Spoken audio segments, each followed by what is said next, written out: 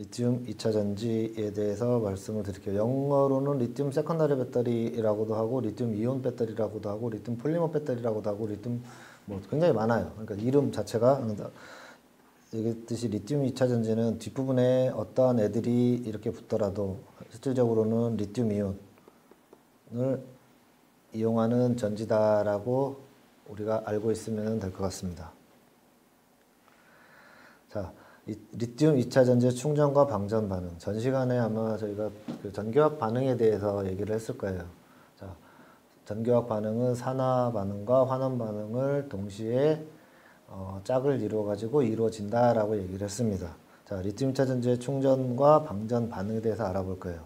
리튬 2차 전지는 처음에 만들어지면은 걔는 방전 상태라고 해야 되나요? 그러니까 전기화학적으로 인액티브예요. 그러니까 활성도가 없는 형태로 만들어집니다. 그 부분을 이제 충전이라는 것을 통해서 우리가 이제 전기화학 활성도를 높이게 되는 거죠.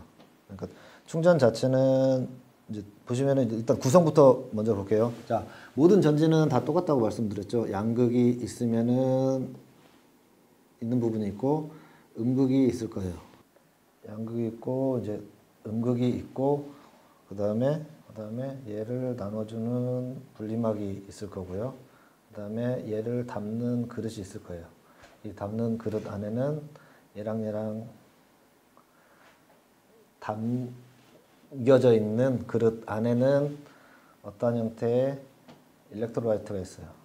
일렉트로라이트가 있을 거고 얘는 양극이 있을 거고 얘는 에노드, 음극이 있을 거고 얘는 분리한다 해가지고 이제 세퍼레이터가 있어요. 세퍼레이터가 있습니다. 그래서 모든 전지, 특히 리튬 2차 전지 같은 경우는 양극, 음극, 전해질, 분리막을 4대 핵심 소재라고 얘기를 하고 있습니다. 아니나 다를까 실질적으로 계략도를 놓고 보면 다 이것밖에 안 그려져 있어요.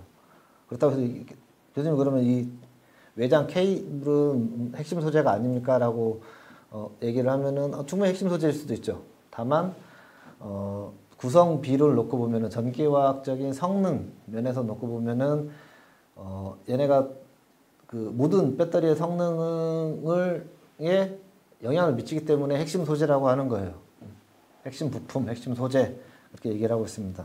4대 핵심 소재, 양극, 음극, 전해질, 분리막을 4대 핵심 소재라고 하고 있고 실질적으로 여러분들 이 부분을 놓고 보면 얘가 지금 아마 그런 형태는 여러분들 휴대폰에 들어있는 배터리, 리튬 2차 전지의 전형적인 전압 프로파일을 그려놓은 겁니다. 실제로 이 부분은 아마 교수님이 예전에 실험을 해서 얻었던 걸 것 같아요. 이런 형태가 되어 있고요. 좌측에 도시되어 있는 그림은 아마 여러분들 휴대폰에 들어가 있는 리튬이온 전지의 전형적인 전압 곡선을 표시를 한 거예요. 그러니까 실제로 보면은 이 물질 자체에 사용되어 있는 이제 그 양극이라는 활물질 자체가 리튬 코발트 옥사이드이고요. 리튬 코발트 산화물, 리튬과 코발트 이온을 가지고 있는 산화물 형태라고 이해를 하면 돼요.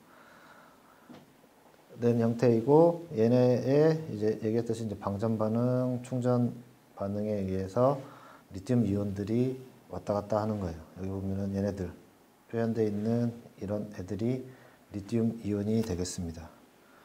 여기 이 그림 자체는 표현 자체가 조금은 안 돼 있는 부분이 있는데요. 아까 얘기했듯이 자, 전지의 구성은 양극, 음극, 전해질, 그 다음에 분리막이라고 했습니다. 리튬 이온 전지는 리튬 이온을 이용을 한다고 그랬어요. 리튬 이온을 이용을 하기 때문에 양극이라는 애는 리튬을 가지고 있어야 돼요. 리튬을 가지고 있고 음극은 실질적으로 이제 이런 탄소가 쓰이고 있습니다. 탄소가 쓰이고 있고 리튬 이온이 여기 리튬 이온이라는 애가 왔다 갔다 하는 거예요. 충전과 방전 반응을 통해서 그것을 이제 도시한 그림이 이렇게 나와 있고요. 전극은 여기서 보면 이제 커런트 컬렉터라고 되어 있는데 이제 전기가 다니는 길이 있어야 될 거 아니에요. 그렇기 때문에 얘네들을 이러한 부분에서 코팅을 하는 거예요. 그러니까 얘는 에노드는 카파 커런트 컬렉터라고 되어 있어요. 그러니까 구리 재질로 되어 있는 호일이라고 보면 돼요. 양극 쪽은 알루미늄 커런트 컬렉터라고 되어 있어요. 얘는 그냥 호일이라고 보면 돼요. 알루미늄 호일. 우리 주방에 가면은 있는 뭐 삼겹살 구워 먹을 때 뭐 쓰는 뭐 그러한 호일하고 같다고 보면 돼요. 다만 이제 순도의 차이가 있는 거고 이제 그레이드 차이가 있을 뿐이지 두께의 차이하고 뭐 여러 가지 그런 순도의 차이가 있을 뿐이지 형태는 같다라고 보시면 됩니다. 다만 음극 쪽은 구리를 쓰고 양극 쪽은 이제 알루미늄을 쓴다는 부분이 있고 세퍼레이터는 일반적으로 그냥 PP, 뭐 폴리프로필렌, 폴리에틸렌 를 쓰고 있는데요. 얘네들은 리튬 이온 보면은 여기 리튬 이온이 왔다 갔다 그래야 된다고 그랬잖아요. 나중에 이제 그런 게 되겠지만 그리고 세퍼레이터를 그릴 때는 이렇게 그려놨어요. 다공성을 가지는 그러한 폴리에틸렌, 폴리프로필렌 아니면은 뭐 폴리에틸렌하고 프로필렌을 이제 두 장을 겹쳐서 만드는 애들도 있을 거고 여러 가지 형태들이 있어요. 그러니까 뭐 세라믹 세퍼레이터도 있어요. 세라믹 소재로 만든 세퍼레이터도 존재하는 거죠. 다만 얘들은 리튬 이온이라는 애가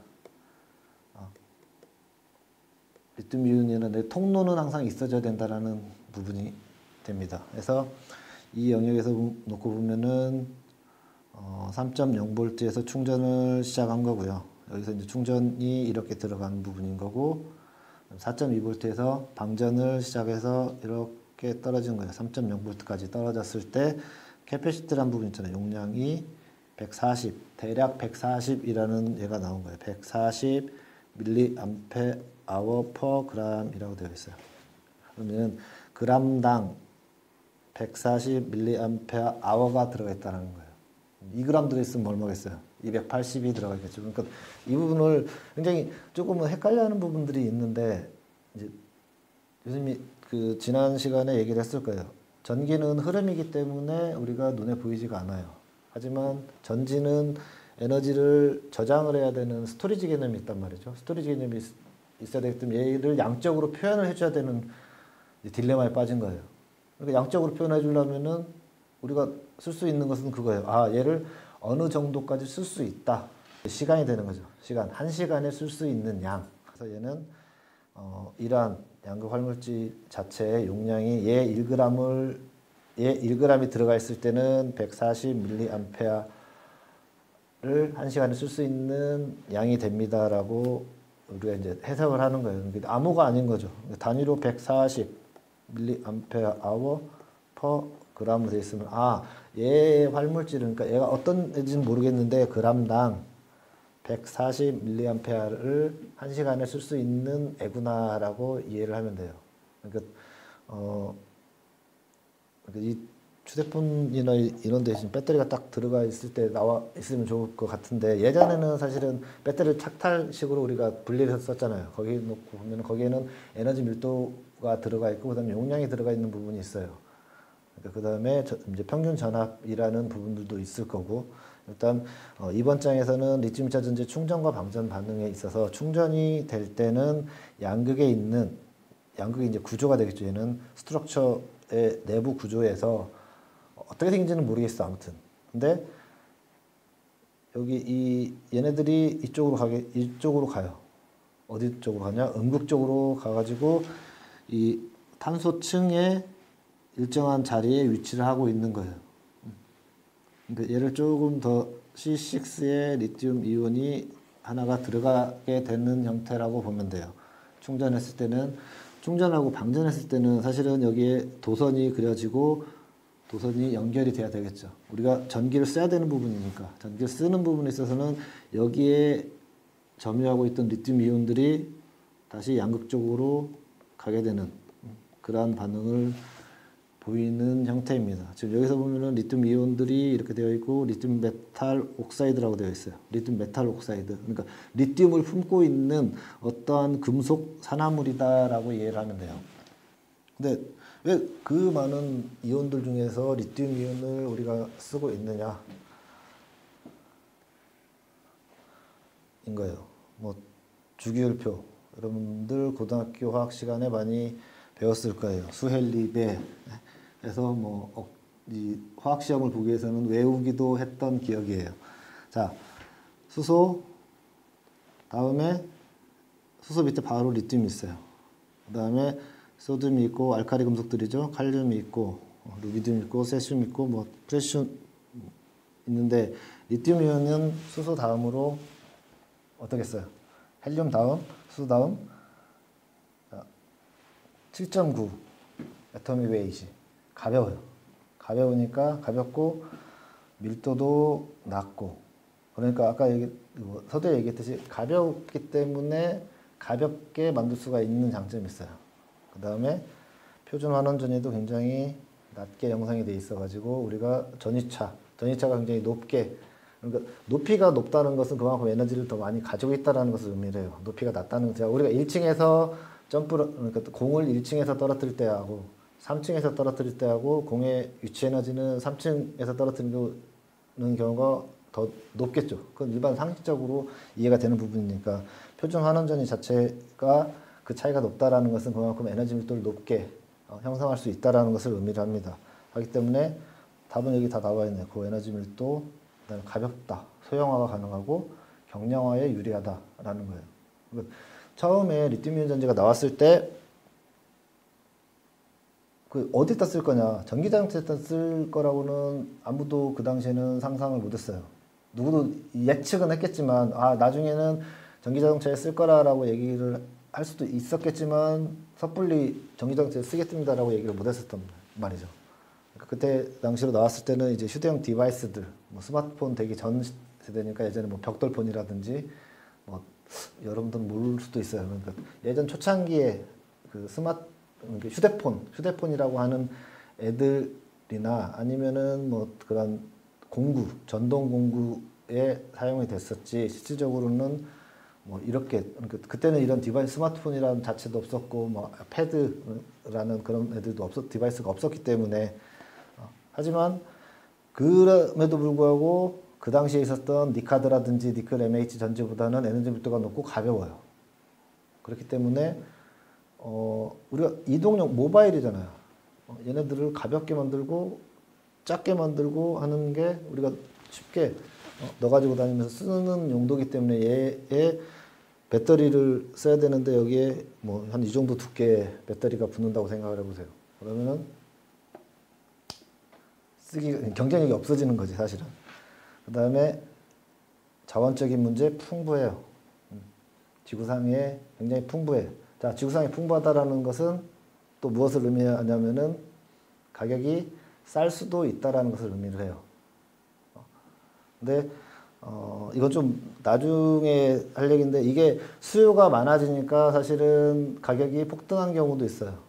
근데 수요가 굉장히 풍부하지만 실질적으로 리튬의 소스를 채취를 할 때는 이게 그 리튬을 가지고 있는 그런 소금 호수에서 이제 가지고 오는 경우가 많거든요. 그러니까 여러 가지 암석에서 추출하는 경우도 있고 바닷물에도 들어가 있고요, 리튬이온 자체가.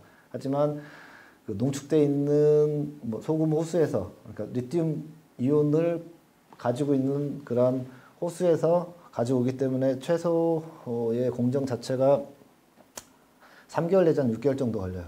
그렇기 때문에 걔를 먼저 선점을 해서 가격을 높게 띄워놓는. 근데 실질적으로 리튬이온 전지가 전기 자동차용으로 쓰이면서부터 얘네들에 대한, 그러니까 리튬이온의 원료가 되는 리튬, 그 다음에 뭐 니켈, 코발트, 망간은 워낙 많아서 이제 싸니까 뭐 그런 애들 자체가 가격이 굉장히 많이 높게 뛰었어요.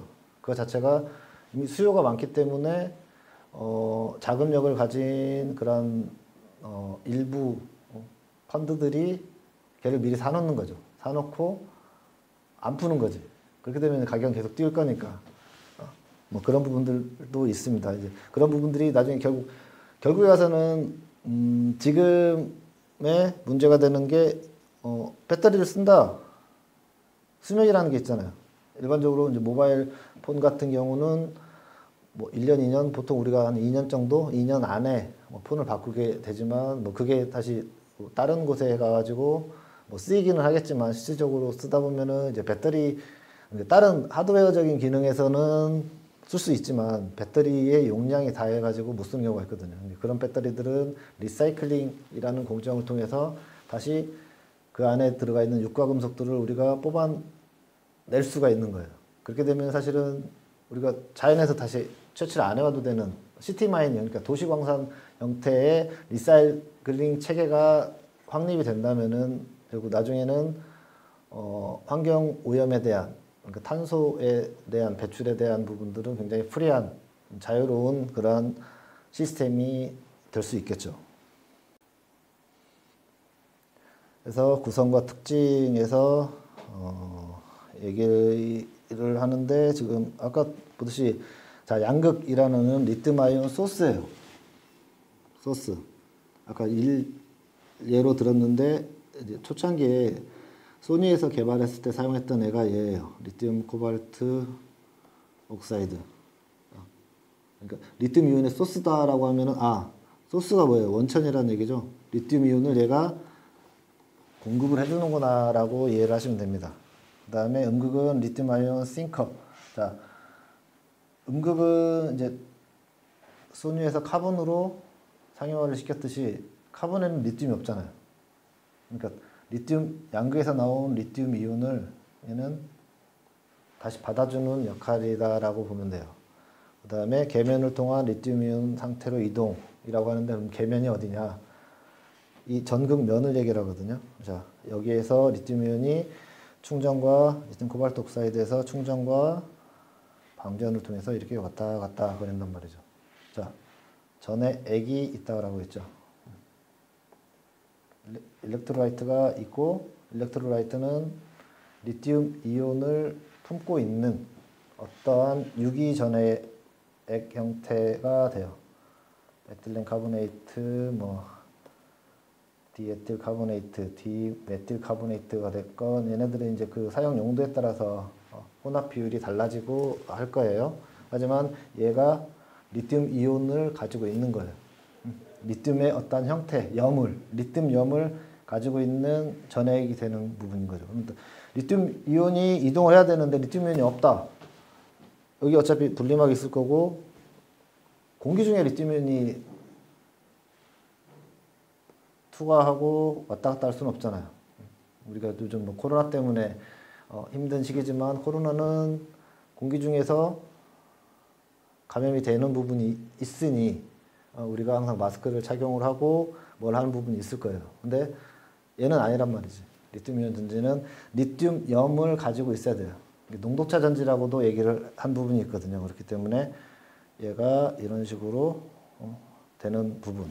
그러니까 양극과 음극이 서로 상호작용을 하고 계면 반응이 중요하다라고 되어 있습니다. 한 번에 리튬 이온들이 다 나올 수는 없으니, 얘도 지금 이 구조가 이렇게 되어 있지, 실질적으로 형태를 놓고 보면은 이러한 쌀알 같은 형태라고 해야 되나요? 그러니까 활물질의 종류에 따라서 외형 형상이 다르는데, 리튬 코발트 옥사이드는 보통 이런 게 쌀알처럼 이런 형태의 그냥 분말로 이루어져 있다고 보면 돼요. 그러니까 얘 다이아미터가 한 10마이크로, 이제 사이즈는 사실 어떻게 합성하느냐에 따라서, 합성 조건에 따라서 사이즈 조절이 가능하겠지만, 보통 쓰이는 게 10마이크로 미만 애들인데, 얘네가 그냥 구형 형상을 가진 이런 형태, 좀 타원형 형태의 그런 애들이라고 보면 돼요. 근데 여기에 리튬이 있단 말이죠. 어디서부터 반응을 할까? 이렇게 전액이라는 애가 함침이 되어 있어요. 리튬 이온이 나와야 돼. 안에서도 반응이 있겠죠. 근데 이 표면에서 리튬 이온들이 튀어져 나오기 시작하겠죠. 우리가 안꽃방을 생각했을 때 안꽃방이 터졌어. 그 안에 이제 안꽃을 꺼내고 싶은데, 안꽃을 안에 있는 것부터 나올 거예요. 안꽃가 이 표면 이 바깥에 있는 애들부터 먼저 나오게 될까요? 그렇게, 그런 식으로 그냥 이해하시면 될 것 같습니다. 그래서 계면, 서페이스 케미스트리, 서페이스 일렉트로 케미스트리가, 그러니까 표면 반응, 표면 전기화학 반응이 중요하다는 부분이 됩니다. 그래서 여기서 중요한 부분은, 양극은 리튬 소스가 되는 거고, 음극은 양극에서 나온 리튬 소스를 품어주는 싱커 역할을 한다는 것만 기억해 주시면 될 것 같습니다. 그래서 앞에서 계속 지속적으로 반복적으로 나오는 부분이 이런 계략도인데, 이제 그거예요. 앞에서 다 나왔던 으로 나왔던 부분이니까 그냥 짧게 넘어갈게요. 자, 양극 쪽을 놓고 볼게요. 양극 쪽에서 분리를 해보면은, 자, 양극 활물질이 있을 거고, 활물질이 코팅이 되어 있다고요. 코팅이 되어 있고, 아까 전기가 다닐 수 있는 길이 있어야 되기 때문에 양극 집 전체가 있고, 집 전체는, 양극 집 전체는 알루미늄 호일을 쓴다고 그랬어요. 그렇기 때문에 알루미늄 호일이 되어 있고, 실제로 양극 활물질은 얘기했잖아요. 리튬, 코발트, 산화물인데 얘는 산화물이야. 분말. 전기가 안 통해요. 그리고 얘는 우리 그 밀가루 쌀알로 얘기를 할게요. 쌀알 그 밥이 되기 전에 쌀알이 자기들끼리 뭉칠 수가 있나요? 자기들끼리 뭉칠 수는 없죠. 쌀알의 어떠한 형태의 쌀을 우리가 밥을 지었을 때는 점착성이 생겨가지고 자기들끼리 뭉쳐 있지만 쌀은 각기 개별적으로 논다고요. 얘들도 마찬가지야. 리튬 코발트 옥사이드도 이렇게 생긴 애들인데 얘네들은 따로 할 수가 없기 때문에 전기가 다니는 길, 집 전체에 붙여놔야 돼요. 붙여놓으려면은 얘를 잡아줄 수 있는 무언가가 필요할 거 아니야. 그러니까 쉽게 얘기해서 바인더라고 하는 이제 결착제가 필요한 부분인 거예요. 결착제가 필요한 부분인 거고 얘는 혼자서는 산화물이기 때문에 전기가 안 통해. 그렇기 때문에 전기를 통하게 하는 도전제도 필요한 거고. 그래서 양극 활물질, 그러니까 양극의 구성은 양극 활물질, 그 다음에 도전제 플러스 결합제로 이루어져 있죠. 결합제가 이게 하나로 돼 있고 얘를 어디에다 올려놓냐면은 이제 전기가 다니는 길인 집 전체, 알루미늄 집 전체 위에 너희들은 이렇게 있어라라고 되어 있는 거예요. 이것을 이제 코팅을 통해서 이렇게 얘네들을 여기 위에다 딱 올려놓는 거예요. 그러면은 얘는 아까 얘기했듯이 얘를 좀 뒤집어 놓고 보면은 여기에 분리막이 딱 이렇게 위치를 할 거고 이 반대편에는 음극 쪽에 음극 활물질이 있을 거고 음극도 마찬가지로 전기들이 다닐 수 있는 길을 내주는 집 전체가 있을 거라고요. 집 전체는 얘는 아까 얘기했듯이 구리로 쓰는 집 전체고 카본은 자체적으로 전기를 통해. 그러니까 음극 쪽은 뭐가 필요 없어요. 여기는 지금 결합제만 있잖아. 도전제가 필요가 없다고요. 카본은 혼자 자기가 전기를 통해. 그러니까 굳이 도전제를 집어넣을 필요가 없죠. 얘 자체로 되니까. 그러니까 카본은 야 너희들끼리만 있어라고 해서 얘네들을 잡아주는 결합제만 가지고 있는 거죠.